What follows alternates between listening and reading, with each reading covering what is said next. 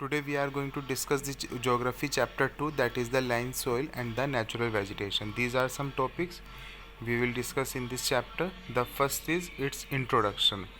Introduction that is what is natural resources. तो student सबसे पहले हमें ज़रूरत है ये समझने की रिसोर्सेज क्या होते हैं.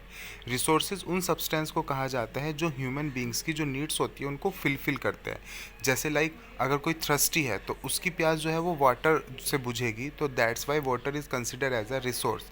Now what are natural resource. Natural जो हमें नेचर ने दिए हैं, लाइक एयर, वाटर, लैंड. लेकिन कुछ रिसोर्सेज ऐसे भी होते हैं जो आर्टिफिशियल रिसोर्सेज कहलाते हैं जिन्हें ह्यूमंस ने बनाए हैं. तो that's why you need to understand the classification of the resources such as the natural resources and the artificial resources. Now from the natural resources, one important resource is land. Land is what? One of the most important natural resource, covers about the 30% of the total area. ये कहा जाता है कि जो अर्थ का surface है उसका जो टोटल सरफेस एरिया है उस पर केवल 30% पे लैंड है, बाकी 70% पे वाटर सरफेस है. और जो 30% हमें लैंड अवेलेबल है उसका भी जो 90% लैंड है बेसिकली वो इंफ्रास्ट्रक्चर इस तरह का बना हुआ है जो हमारे लिए हैबिटेट नहीं है, इन द सेंस जिसको हम यूज़ नहीं कर सकते. तो दैट्स वाई हम जिस पर्टिकुलर लैंड एरिया को यूज़ कर सकते हैं वो हमारे पास बहुत लिमिटेड है. Now, the reasons behind the uneven distribution of population in different parts of world is mainly due to the varied characteristics of the land and the climate. और जो लोगों का जो population का distribution हमने किया है इस particular land पर वो अलग अलग जगह पर, क्योंकि वहाँ की climatic condition और वहाँ का जो land area बना हुआ है वो अलग infrastructure है. तो that's why आपको वहाँ पर लोगों के रहने के जो तौर तरीके होते हैं वो भी different देखने को मिलते हैं. नाउ किस किस तरह के एरिया आप देख सकते हो. रग्ड टोपोग्राफी, स्टिप स्लोप्स जहाँ पर बहुत ज़्यादा हिली एरियाज़ या माउंटेन्स पाए जाते हैं, and the desert areas, thick forest areas. और इन जगह पर लोगों का जो रहने का तरीका आप देखोगे that is also different. Now land use, किस किस पर्पज़ से लैंड को यूज़ किया जाता है. एग्रीकल्चर एक्टिविटीज़ जो हमारी इंडियन इकोनॉमी की बैकबोन है, फॉरेस्ट्री, बिल्डिंग, हाउसेस, मकान बनाने के लिए, रोड्स एंड द इंडस्ट्रीज़ बनाने के लिए. नाउ द फैक्टर्स, कौन कौन से फैक्टर्स हमारे लैंड के यूज़ को डिटरमाइन करते हैं, जिन चीज़ों को हम मेक श्योर करते हैं कि हाँ हमने ये फैक्टर्स कंसिडर करने हैं. After that we will decide a particular land for the activities. Now that is the topography. Topography in the sense top layer of the earth surface, soil, climate, minerals and the availability of water. Now important determinants of the land use pattern, human factors such as population and the technology. Now the land division on the basis of private and the community. Land को दो particular categories में divide किया गया है. First one is private, जब किसी की वो खुद की प्रॉपर्टी है, इंडिविजुअल प्रॉपर्टी. कम्युनिटी ऐसे पर्टिकुलर को कहा जाता है जिसको सब लोग मिलकर यूज़ कर सकते हैं, जैसे कि कोई पार्क हुआ या किसी फॉरेस्ट में फ्रूट्स है, नट्स है, तो उन्हें सब लोग मिलकर यूज़ कर सकते हैं. Now, population and the demands are increasing but land is limited. That's why many constructional activities are going on. Also, agriculture land is expanding. These are the leading the land degradation. Because population और demands बढ़ रही है तो इसलिए हम बहुत ज़्यादा land का यूज़ कर रहे हैं, जिसकी वजह से land आज डिग्रेड हो रहा है, उसकी जो fertility है वो डिग्रेड हो रही है और हमें उसे कंजर्व करने की रिक्वायरमेंट है. Now, how we can conserve that? Cause of degradation, large scale destruction of the forest. हमें लैंड अवेलेबल नहीं है, दैट्स वाई हमने जो जिन एरियाज़ पर फॉरेस्ट बने हुए हैं उन ट्रीज़ को कट करके उसको एग्रीकल्चर लैंड में कन्वर्ट किया है. Now to check the present rate, तो हमने क्या करना है, उसको बेसिकली लैंड को डिग्रेड होने से बचाने के लिए एफॉरेस्टेशन हम कर सकते हैं, लैंड रिक्लेमिनेशन कर सकते हैं, सो दैट कि हम अगेन एंड अगेन उसकी फर्टिलिटी उसको वापस देते रहे. Regulated use of chemical, pesticide और फर्टिलाइजर्स, इनको कम करना चाहिए और ओवर ग्रेजिंग को चेक करना चाहिए. नाउ व्हाट इज़ सॉइल, जो टॉप लेयर होती है किसी भी अर्थ सरफेस की, जो जिसमें ग्रेनी पार्टिकल्स पाए जाते हैं, that is consider as a soil. Soil बहुत सारे मटेरियल से मिलकर बनी होती है, बेसिकली रॉक से मिलके, और बिकॉज रॉक्स मिनरल से मिलकर बनी है, और जो वेदरी कंडीशंस होती है लाइक कभी गर्मी पड़ रही है कभी सर्दी पड़ रही है, उसकी वजह से सोइल फॉर्मेशन होती है, क्योंकि रॉक्स में क्रैक्स आ जाते हैं और फाइनली वो रॉक्स ब्रेक डाउन होकर सोइल में कन्वर्ट हो जाती है. एंड बिकॉज रॉक मिनरल से मिलकर बनी है तो सोइल में भी बहुत डिफरेंट टाइप के मिनरल्स पाए जाते हैं जो हमारी एग्रीकल्चर एक्टिविटीज़ में हेल्प करते हैं. Now right mix of minerals and the organic matter make the soil fertile. These are some particular 4 layers of soil, that is topsoil, subsoil, weathered rock and the parent rock. Now factors of the soil formation, कौन कौन से factor soil को effect करते हैं? Nature of the parent rock, जैसा parent rock का nature रहेगा उसी तरह की सॉइल बनती है. So many different types of the soils are there like the black soil, red soil. तो ये डिफ्रेंशिएशन आपको केवल पेरेंट रॉक के कारण ही देखने को मिलता है. Climate is also a factor. Now the other factor, topography, role of organic material, आप कितना मटेरियल यूज़ कर रहे हो उसमें, एंड द टाइम, कितने टाइम तक आप रखते हो. जितना ज़्यादा टाइम मिलता है तो रॉक उतना ही टाइम तक सॉइल में कन्वर्ट होता रहता है. Now these are some factors which are affecting the soil formation. Parent rock, relief features कहा जाता है जो फिजिकल फीचर्स होते हैं. फ्लोरा, फ्लोरा कैसे रेस्पॉन्सिबल होता है? जब भी कोई पर्टिकुलर रॉक में अगर क्रैक आ गई तो उस क्रैक में कई बार कोई छोटे छोटे प्लांट्स पैदा हो जाते हैं जिनकी वजह से उन प्लांट्स की रूट्स उस पर्टिकुलर रॉक के अंदर तक जाकर उसको ब्रेक कर देती है और उस रॉक्स को सॉइल में कन्वर्ट कर देती है. Now climate is also a factor and the time. Degradation, soil किस तरह से डिग्रेड हो जाती है? Soil halogen. सोइल एरोजन क्या होता है? जब कभी भी हवा या पानी की वजह से जो टॉप लेयर हट जाती है लैंड से तो that is consider as the soil erosion. फिर वो पर्टिकुलर लैंड फर्टाइल नहीं रहता और उस पर एग्रीकल्चर एक्टिविटीज़ नहीं की जा सकती. तो हमने सोइल को डिग्रेड होने से बचाना होता है.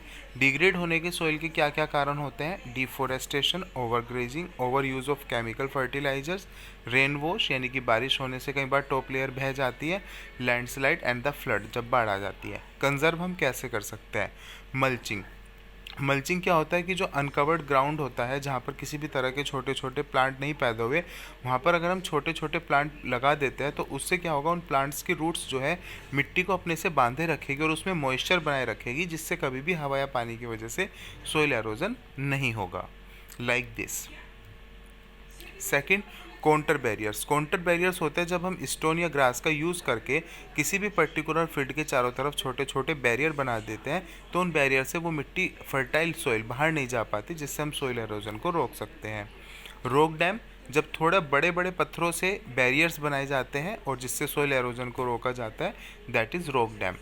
टेरिस फार्मिंग, ये बेसिकली हिली एरियाज़ पे की जाती है और वहाँ पर जो फार्मिंग की जाती है वो पर्टिकुलर जो तिरछा प्लेन होता है वहाँ पर टेरिस छोटे छोटे स्टेयर्स बना के तब फार्मिंग की जाती है. बिकॉज अगर प्लेन तिरछा रहेगा तो हवा या पानी की वजह से जो टॉप लेयर है उसकी वो बह जाएगी और सोइल एरोजन हो सकता है.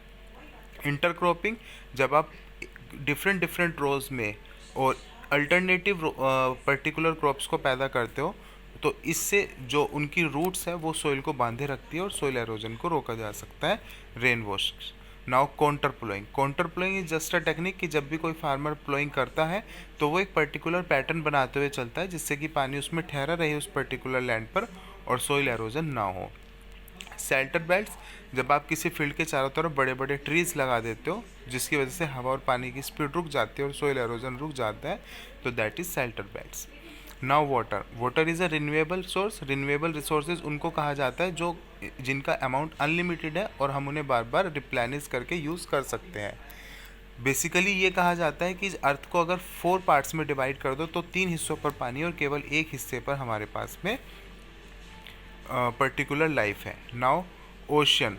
ओशियन जो होता है 2/3 एरिया सरफेस का कवर करते हैं लेकिन वो साल्टी वाटर है जिसे हम यूज़ नहीं कर सकते. फ्रेश वाटर हमारे पास केवल 2.7% है जिसका 70% ग्लेशियर में गया हुआ है. केवल 1% पानी हमारे पास फ्रेश वाटर है जिसे हम यूज़ करते हैं. That's why we have to be very careful when we are using that particular water. An abundance of water only seems to be very because it is in constant motion cycling. और पानी हमें केवल ज़्यादा quantity में इसलिए दिखता है because water cycle की वजह से जो पानी हमने यूज़ किया वो वापस से कंडेंसेशन होके जब एवापोरेट होके ऊपर जाता है तो कंडेंसेशन होके वापस एज अ प्रेसिपिटेशन हमें मिल जाता है. Now use of water by the humans. Not only for drinking and washing, basically the person are using the water in the agriculture fields, industries, in generating the electricity. So many purposes are there. Now the factor responsible for shortage of water, that is increasing population, rising demands of food. That's why in the irrigation facilities we are providing the water supply to the agriculture fields and the so much water is required there. Increasing urbanization. Urbanization in the sense आप किसी particular जगह को city में convert करते हो, शहरीकरण इसको बोला जाता है. You are basically establishing so many industries and that's why the water is required there. Rising standard of living. तो these lead the drying up areas and the drying up of water resources. Now problem of water availability. ये कुछ particular countries है, Africa, South Asia, parts of western USA, जहाँ पर पानी की बहुत ज़्यादा कमी है. Water shortage may be the result of the variation in seasonal और द एनुअल प्रेसिपिटेशन और scarcity is caused by the over exploitation. Now conserve, how we can conserve it. Major contaminants. हम ज़्यादातर पानी को, जो हम पानी यूज़ करते हैं, जो गंदा पानी है वो भी साफ़ पानी के साथ मिल जाता है, तो हमने ये प्रोसेस रोकना है. How to control. हमें ज़्यादा से ज़्यादा फॉरेस्ट लगाने हैं जिससे बारिश आएगी और अंडरग्राउंड जो वाटर लेवल है वो हाई होगा. Water harvesting also save the surface run of. हम पानी जो बारिश का है उसको इकट्ठा कर सकते हैं. कैनाल्स को इस तरीके से बनाओ कि कभी भी उनकी वजह से पानी जब हम भेजते हैं किसी एक पर्टिकुलर जगह पर, तो उसी जगह पर जाए, ज़्यादा से ज़्यादा पानी वेस्टेज ना हो. और हम स्प्रिंकल मेथड को यूज़ कर सकते हैं जहाँ पर जो ड्राई एरियाज़ होते हैं, सो दैट जिस पर्टिकुलर प्लांट्स को पानी मिलना है उनको मिले. There will be no wastage of water. There should be no wastage of water. Now natural vegetation. Natural vegetation basically contains our plants, trees and the animals, and they are very important for us, and that's why we need to conserve them. The narrow zone of contact between the lithosphere and the hydrosphere and the atmosphere is called the biosphere. Ecosystem is just an interaction between the organism and the environment. Now useful. Provide the timbers. Plants हमें timber provide करते हैं, shelter देते हैं animals को, and that's Y वो हमें oxygen भी देता है, वो हमें शेल्टर भी प्रोवाइड करता है, फ्रूट्स देता है, नट्स देता है. तो दैट्स वाई हमें उनको कंजर्व करने की रिक्वायरमेंट है. And as well as wild life, because so many birds insects are there. And aquatic life उनको कहा जाता है जो पानी में रहने वाले एनिमल्स होते हैं. Usefulness of the wild life. Wild life in the sense like the animals provide us the milk, meat, hides and the wool. Insect like the bees provide honey, help in the pollination of the flowers. pollination वो process होता है जिसमें एक particular flower से एक दूसरे flower generate होता है. play important role as the decomposers. Birds feeds on the insect as the decomposers as well. Now distribution of natural vegetation. Because there is a differentiation in the rainfall, that's why आपको plants की growth भी अलग अलग देखने को मिलती है. जहाँ पे बारिश ज़्यादा है वहाँ पे आपको टॉल प्लांट देखने को मिलते हैं, जहाँ पे एवरेज रेनफॉल है वहाँ पे एवरेज हाइट के ट्रीज, और जहाँ पर आपको रेनफॉल बहुत ज़्यादा कम है वहाँ पर आपको शॉर्ट और द बुशेस देखने को मिलती है. लेकिन जिनका जो सरफेस एरिया होता है वो वैक्सी होता है, ताकि उनके अंदर जो पानी है, जो मॉइस्चर है, वो स्टोर रहे और वो एवापरेट ना हो. Now these are some particular areas where the different types of plants are found. Now evergreen forests do not shed their leaves simultaneously in any season. जो हमेशा जिनकी पत्तियां बनी रहती है, that is considered as the evergreen. Now deciduous forests that shed their leaves in a particular season to conserve the loss of moisture. Now wildlife. Plants give shelter to the animals and together they maintain the ecosystem. Changes of climate and the human interference can cause the loss of natural habitats. Many species have become the vulnerable and endangered, जो मरने की कगार पर आ गई है, and we need to conserve them. Factors क्या क्या हो सकते हैं उनके. डिफोरेस्टेशन, जब हमने बहुत ज़्यादा पेड़ काट दिए तो उनको प्रॉपर शेल्टर नहीं मिल रहा. सोइल एरोजन, जिसकी वजह से सही तरह से क्रॉप्स या ट्रीज़ पैदा नहीं हो पा रहे. कंस्ट्रक्शनल एक्टिविटी, ज़्यादा से ज़्यादा बिल्डिंग बनाई जा रही है. फॉरेस्ट फायर, कई बार जंगल में आग लग जाती है. And tsunami and the landslide. Poaching activities, that is increasing that result in a sharp decline in the number of species. The animals are poached and the collection for the legal trade of the hides skin.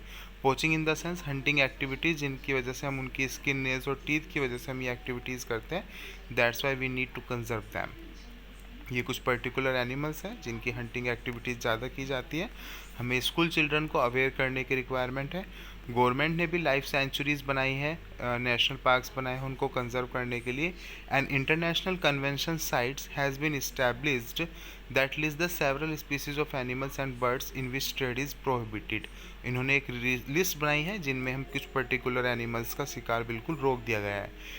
Measures of the natural vegetation and the wildlife. National park, these are there to conserve them. Awareness program like the Van Mahotsav is there. School children should be encouraged. Killing and hunting should be banned. In India, killing of tigers and the deers and the bustard peacocks have been banned. That is now the glossary.